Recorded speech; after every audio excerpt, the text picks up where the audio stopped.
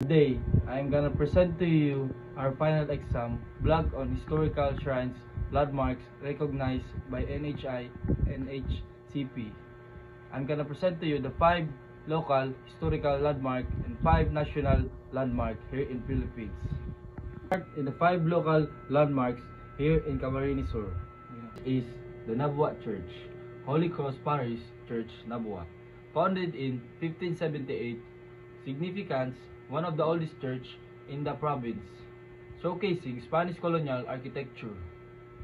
Installed in 1939. The second is the Iriga Church, Saint Anthony of Padua Parish Church, Iriga. Founded in 1585.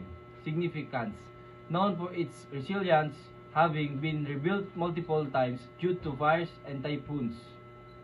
It is installed in 1939. The third is the Cupayo Church, Our Lady of the Immaculate Conception Parish Church, Calabanga, Camarines Sur.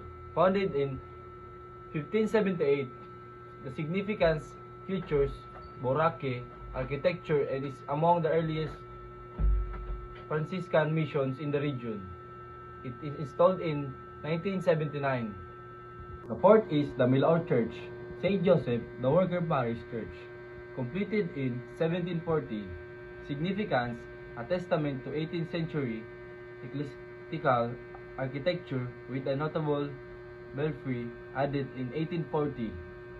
Installed in 1939. Fifth is the Buhi Church, St. Francis of Assisi Parish Church, Buhi.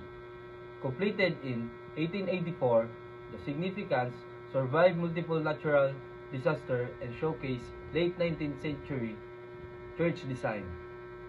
It installed in 1938.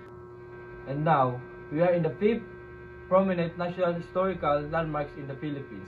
The number 1 is the Rizal Park, Manila. Significance, the execution site of Dr. Jose Rizal in 1896.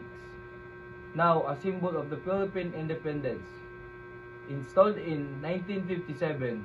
Number 2 is the Barasoain Church, Malolos, Bulacan. Significance, cradle of the first Philippines Republic site of 1899 Malolos Congress. Installed in 1939. The number 3 is the Vigan Heritage Village, Vigan, Ilocos Sur. Significance, a UNESCO World Heritage Site preserving Spanish colonial town planning and architecture. Installed in 1999. The fourth is the Fort Santiago in Ramuros, Manila. A citadel built by Spanish conquistadors served various